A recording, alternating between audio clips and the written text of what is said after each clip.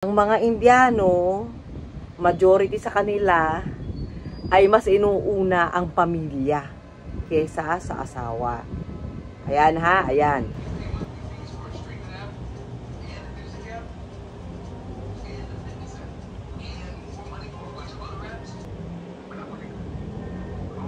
May pasok na yung mga bata ngayon and pang umaga si Anan tsaka si Rehan.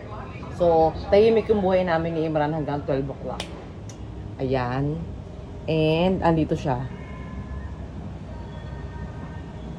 Susundo. Sundo mamaya the kids ha. Of course. It's raining. It's okay. Carry umbrella. Yes, tayo. O, excuse lang dun sa mga nakasabit ng mga damit ha. Kasi umuulan sa labas. So, dito sinampay ni Imran sa likod ko yung mga damit. Ayan o. Ayan. Hindi ko alam kung may bagyo ngayon. Ba't ulan ng ulan? Ito.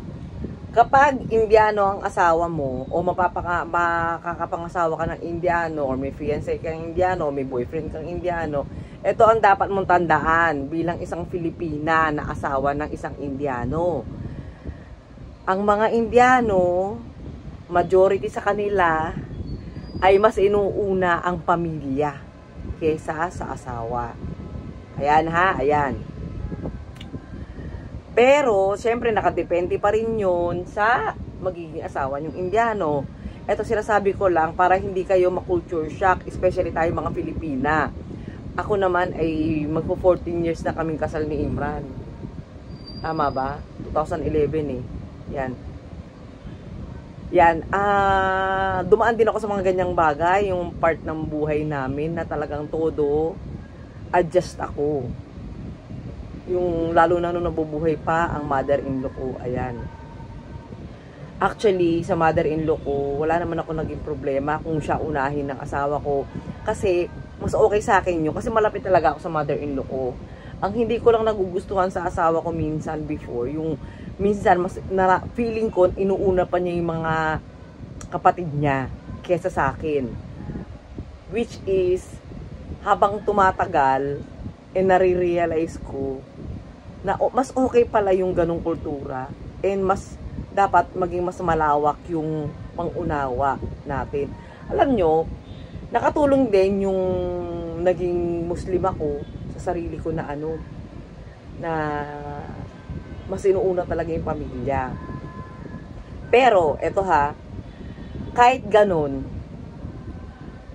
bilang Pilipina, wag na wag nyong aawayin ang asawa ninyong Indiano kapag inuuna nila or mas nararamdaman ninyo na mas inuuna nila yung pamilya nila kesa sa inyo. Okay? Wag na wag nyong aawayin dahil kapag ginawa ninyo yun, lalo silang lalayo sa inyo. Magkakagulo-gulo lang kayo.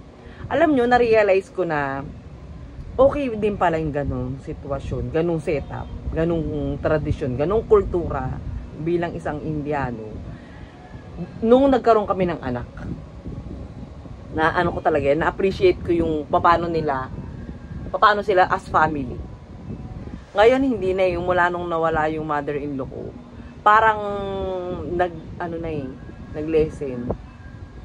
Pero, alam nyo, swerte talaga ako sa mother-in-law kong yun. Kasi, kahit si Imran inuuna siya, ayaw na ayaw ng mother-in-law ko na uunahin siya. Ganyan. Yung asawa ko lang talaga yung mahilig unahin sila, priority sila. Pero as mother-in-law ko, sinasabi niya, unahin mo yung asawa mo, ganyan, unahin mo si Sai. Ganyan. Ay na naman talaga yung na-appreciate ko sa mother-in-law ko. Pero marami pa rin mga Pilipina na hindi matanggap yung ganitong setup. Naintindihan ko rin dahil minsan, karamihan din sa mga mother-in-law sa India, hindi lang naman Pilipina yung nakukulture shock eh. Ultimo, kalahi din nila. Ganyan din. Kasi si sir-in-law ko, ganyan din siya yung una sa kinasal. Panay sumbong siya sa akin na ganito, ganyan. Yung mother-in-law ko, ganyan. Puro sa reklamo. So, ini-explain ko naman sa kanya na dapat ganito siya. Ini-explain namin dalawa ng asawa ko na kapag inuna nung asawa niya, ng mister niya, yung pamilya niya, pabayaan niya. Kung mag-spend man siya ng money para sa kanila, pabayaan niya. Yun naintindihan naman nung kapatid niya. na ganun talaga. Kailangan mahalin din yung pamilya. Hindi na lang basta kapag nag-asawa ka, kalimutan mo na yung pamilya mo. Hindi ganun. So yun, shinare ko lang sa inyo kasi alam ko na maraming nanonood pa rin sa amin na nag-start pa lang magbuo ng pamilya ng Pilipina na balak magpakasal sa Indiano. Ito rin nahahawig din siya yung sitwasyon na to sa mga Pakistani. Nahahawig din yung ganyan. So, wag na wag kayong sasama yung loob. Imbis na sumama yung loob ninyo, mas intindihin nyo yung sitwasyon ng asawa ninyo. Kasi wala naman din siya magagawa eh.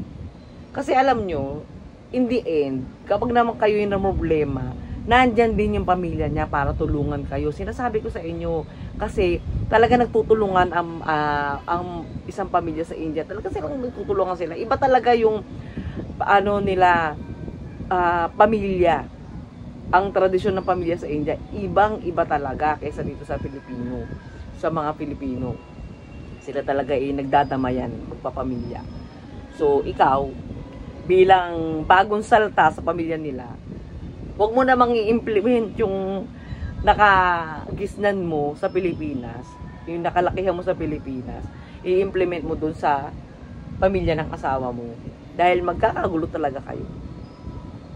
Dapat give and take kayo. Kasi kapag mas minahal mo yung pamilya nila, pag mas minahal mo ang pamilya ng asawa mong Indiano, mas mamahalin naman niya ang pamilya mo. At ikaw mismo, mas mamahalin ka niya. Ayun yung sikreto talaga ng magandang pagsasama ng Pilipina at Indiano. Yun talaga ang pinaka-secret para mag-long last long ang inyong pagsasama. Alam nyo, kung may maliman sa side nila, i-ano mo na lang sa kanya, i-address mo sa kanya, pero wag mo nga awayin. Kasi dumaan ako sa ganyan eh.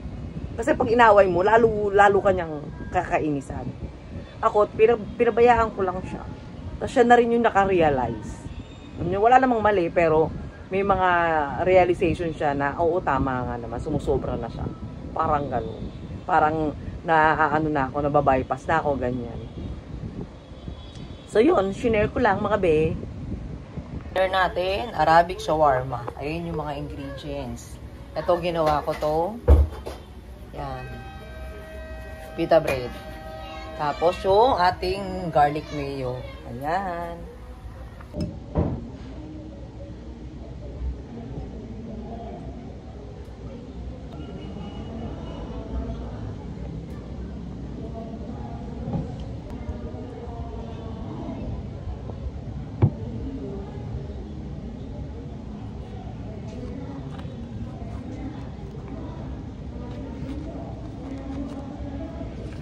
Ayan ang ating shawarma filling.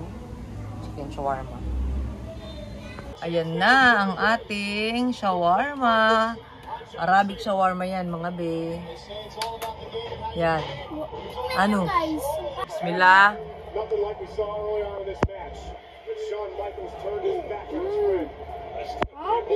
Sarap? Ikaw, Rehan. Bismillah.